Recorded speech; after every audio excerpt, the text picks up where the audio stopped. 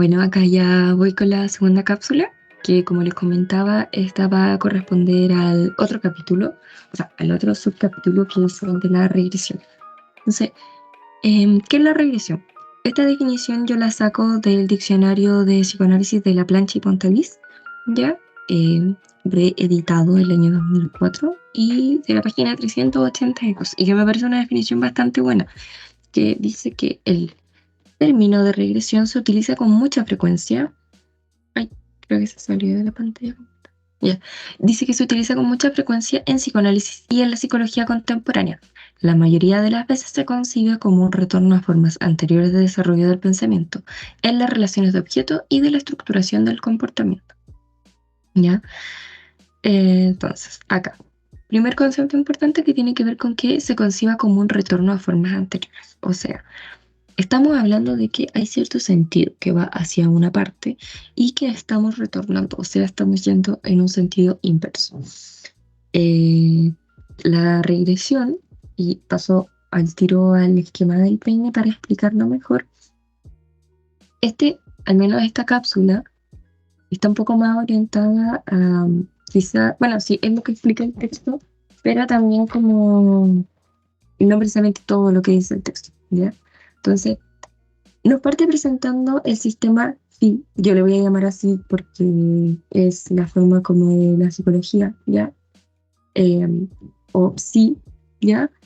Y pensemos que el psicoanálisis parte, cuando Freud lo menciona en la conferencia 19 o 17, el psicoanálisis consiste en tres grandes como ítems, que vendría a ser un conjunto de teorías, un método de investigación y un método de psicoterapia. ¿Ya? Por eso yo se lo mencionaba hace un rato en la otra cápsula, que no tiene sentido ver el psicoanálisis sin su anclaje a la aplicación clínica. Entonces, si nos vamos a la parte como de un conjunto de teorías, estamos tratando de explicar, ¿ya? Estamos tratando de explicar, en este caso, cómo funciona la mente y para ello Freud designa que existe un aparato psíquico que estaría conformado por instancias psíquicas, ¿ya? Que vendrían a ser ciertas tópicas. Tópicas viene del griego de topo, del lugar, pero no un lugar concreto, sino un lugar abstracto que le daría como espacio dentro del psiquismo, dentro del aparato psíquico, a, a ciertos elementos, ¿ya? Entonces dice que estas instancias psíquicas están organizadas de forma espacial y temporalmente de acuerdo a un determinado recorrido. Y cuando hablamos de una organización, en este caso, dice que se le reconoce como un sistema, ¿ya? Este recorrido consistiría entonces de ir de lo sensorial a lo motor. Y que vendría a ser esto, que se le conoce como el esquema del peine por la forma que tiene. Ya es como una peineta. Acá las cerdas del cabello y acá como el otro cierre de la peineta. Entonces les puse acá una pequeña simbología que tiene que ver con que P significa el polo sensorial y M el polo motor, ¿ya? P viene de percepción y M de motilidad, que la motilidad tiene que ver con la acción, con el moverse, con el actuar, ¿ya? Y dice que en general nuestro sistema o aparato psíquico funciona en esta dirección, ¿ya? O sea, vamos desde la percepción eh, hacia la motilidad o hacia el polo motor. Y para entender mejor esto, pensemos en los reflejos o cómo actuamos frente a los reflejos. Por ejemplo, si cae algo de golpe y yo me exalto, existió primero una percepción de eso. Esto pensamos desde el psicoanálisis, ¿ya? Porque si bien uno podría hablar de que los reflejos son una reacción automática, casi como inconsciente, esto estaría también un poco em, bueno, estaría haciendo cierto traspaso desde la percepción que para uno podría ser quizá un poco más inconsciente hacia el cómo reaccionamos, que es un acto más consciente, ¿bien? Aunque si bien los reflejos no es como que si cae algo estruendoso y yo me exalto, no es que yo conscientemente haya querido exaltarme, ¿ya? Y eso espero que quede claro también. No es que estemos hablando de que los reflejos son un acto consciente, sino pensar como en la parte más concreta, de alguna manera, del asunto, de que trae algo, yo lo escucho, lo percibo primero y luego actúo, luego me exalto, aunque sea esto en microsegundos, por supuesto. Entonces, a este esquema del peine, en el cual teníamos dos primeros elementos, que era P y M, como percepción y motilidad, se nos van sumando elementos. Se nos suma la primera tópica, que vendría a ser el inconsciente, preconsciente y consciente, y se nos suma las huellas némicas, ¿ya? Que es esta MN que aparece acá, MN1, 2, acá hay un montón de MN de huellas némicas. Y bueno, partamos explicando lo que son las huellas némicas. O lo que es todo el esquema. Espero que se esté viendo el puntero. Todo el cuadro de alguna manera vendría a ser el aparato psíquico.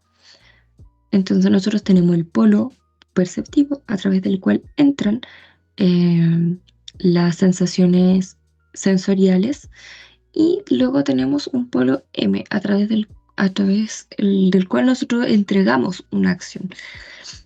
Entre medio de la percepción hasta el polo motor tenemos una serie de huellas némicas que son un registro inscrito en nuestra memoria de determinado suceso, ¿ya? Y hay distintas huellas némicas de distintos sucesos que nosotros tenemos ahí. Entonces, ¿qué pasa? El inconsciente se aloja de alguna manera entre huellas némicas, ¿ya? Entre aquellos recuerdos que podrían parecernos más olvidados, la primera infancia, por ejemplo, y que era uno de los elementos que nosotros mencionábamos como central del texto.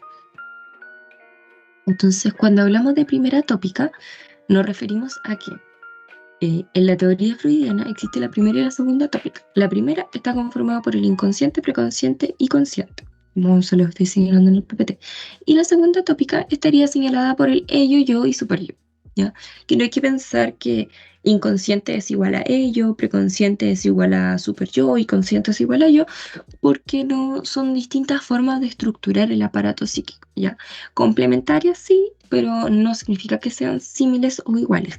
Entonces, me imagino que igual ya lo han repasado, pero el inconsciente vendría a contener todos aquellos deseos y aspectos más ocultos y reprimidos que son desagradables, poco adaptados socialmente, que incluso para nosotros mismos pueden ser repulsivos.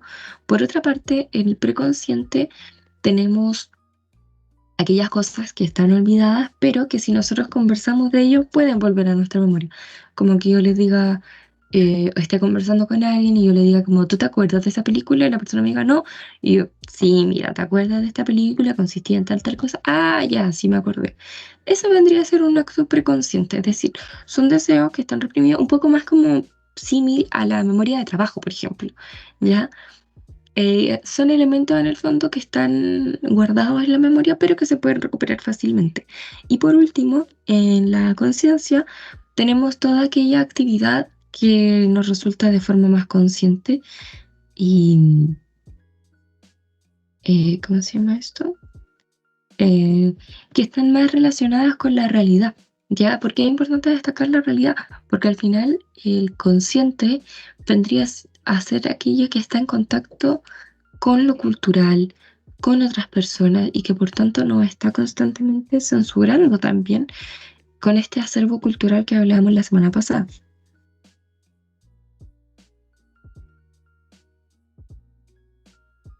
Entonces, nos señala que este sistema estaría operando en esta dirección, ¿ya? De izquierda a derecha. Bueno, de izquierda a derecha, pero me imagino que ustedes están viendo. Sí, de izquierda a derecha. Em, Pasando entonces constantemente de lo inconsciente un poquito, pero como si se fijan la flecha va por afuera, como saltándonos un poco esa parte, a la conciencia que estaría acá, en la parte M. Entonces, ¿cómo opera la regresión dentro de este esquema? Así, regresando. Em, bueno, tenemos las huellas némicas que acá le pusieron HM, pero que generalmente se escribe como MN, ¿ya? Y en los sueños tendrían entonces un carácter regrediente, como se le menciona en el texto, o se invierte de alguna manera el recorrido, ya que al formarse el sueño se retrocede buscando elementos que pertenecían a recuerdos que parecían olvidados o deseos reprimidos y ocultos, que estarían alojados acá entre las huellas anímicas y se sacarían, pero como en el preconsciente, o sea, como de alguna manera en el traspaso del polo perceptivo al polo motor, nosotros tenemos operando al preconsciente, el preconsciente vendría a ser como de alguna manera una válvula que estaría regulando como qué cosas pasan a la conciencia y qué cosas no. ¿Por qué? Porque el sueño, pese a ser un estado de vigilia, o sea, un estado de descanso en el cual baja la barrera de la censura, seguiríamos encontrándonos acá, como desde lo preconsciente hacia la derecha, hacia lo consciente. ¿Por qué? Porque lo que nosotros recordamos del sueño pertenece a la vida consciente, ¿ya? Nosotros, y aquello justamente, como les decía en la cápsula anterior, aquello que nosotros no recordamos, em, vendría a ser lo inconsciente, lo que se oculta, lo que se trata de no revelar.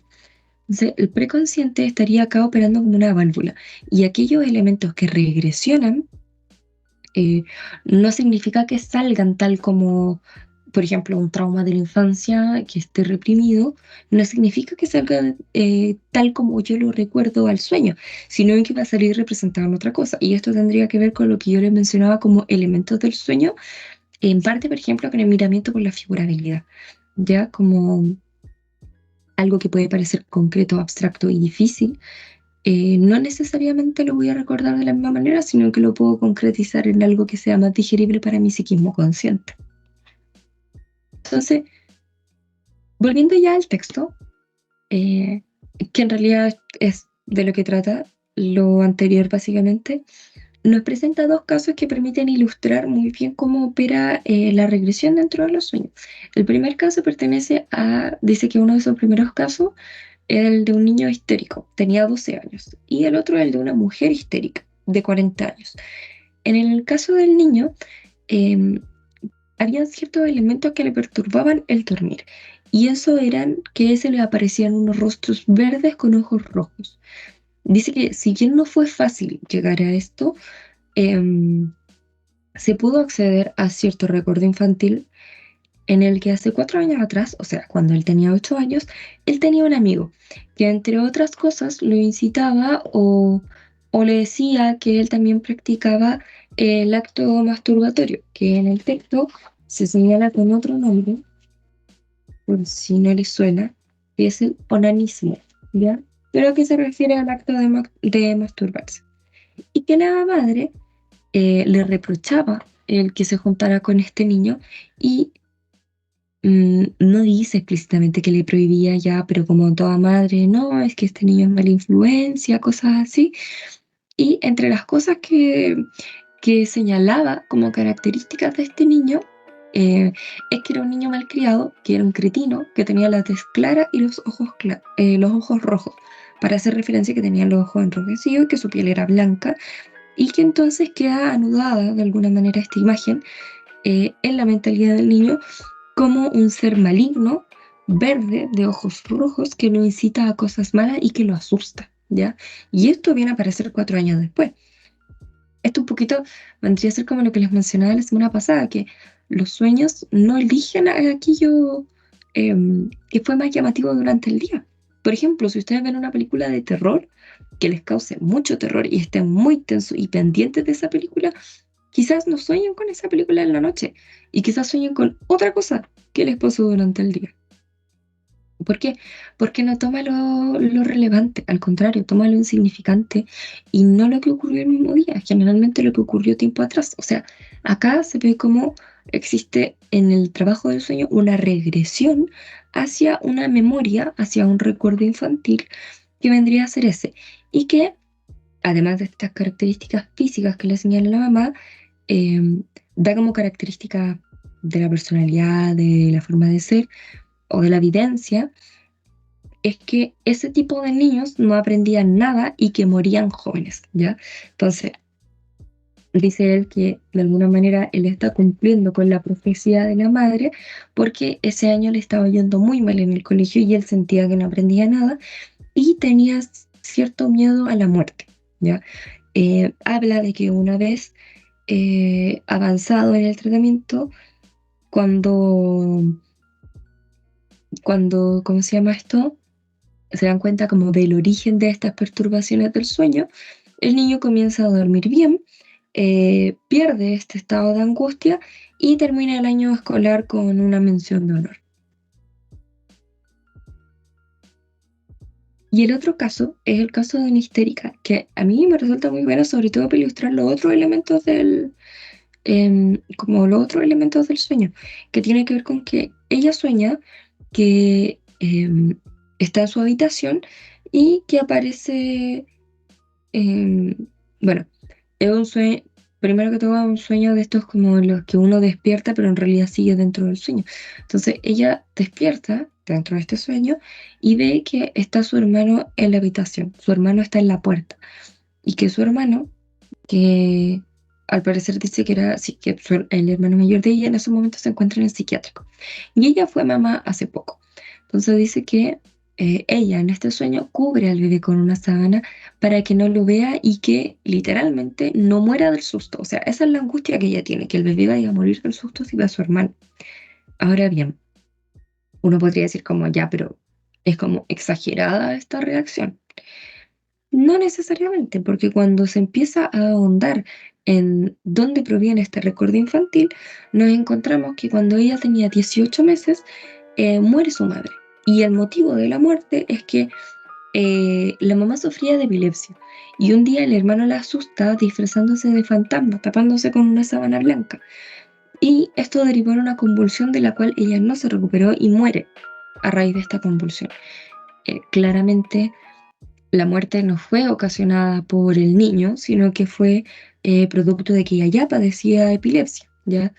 Y que tuvo una convulsión más. Pero me parece súper relevante este texto porque como lo menciona, o sea, este ejemplo del texto, porque como lo menciona ella, o sea, lo menciona Freud, se utilizan los mismos elementos y es súper interesante cómo se transfiere. Dice, los elementos se han ordenado en una nueva trama y se han transferido a otras personas. En este caso, el miedo de muerte, que originalmente es el miedo por la muerte de la mamá, se traslada al miedo de que la bebé se muera. Eh, Se utiliza el mismo elemento, ¿ya? Que es el de la sábana. O sea, la sábana con la cual estaba disfrazado el hermano cuando muere su mamá, cuando ella era chica, tenía 18 meses, o sea, un año y medio. Y ahí se habla de que es un recuerdo infantil súper entrañado, o sea, algo que uno no necesariamente recordaría. Em, es la misma sábana como objeto de alguna manera el que se utiliza en el sueño y con el que ella cubre a su bebé. Entonces, si se fijan, están las mismas personas. Bueno, está el hermano, hay un bebé que en un inicio en la vida real fue ella, pero que ahora es su hija. eh, y está la sábana también como un elemento más concreto que vendría a representar toda esta situación también de miedo, ¿ya? Entonces, nos menciona también que de los sueños encontramos fragmentos, ¿ya? De lo infantil.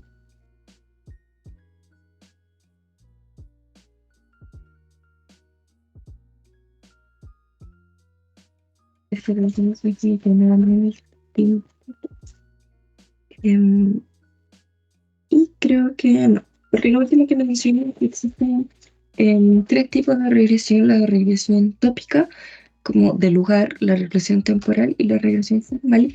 Y si bien señala que la regresión tópica es como la que estaríamos abordando en el texto que ocurre en los sueños, dice que en realidad todas son un poco lo mismo, ¿ya?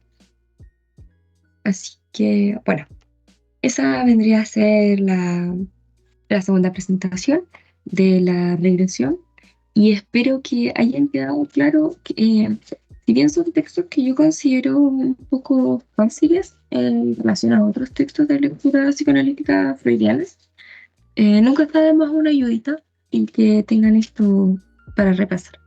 Así que eso, chiquillos, que tengan muy buena semana, que estén muy bien.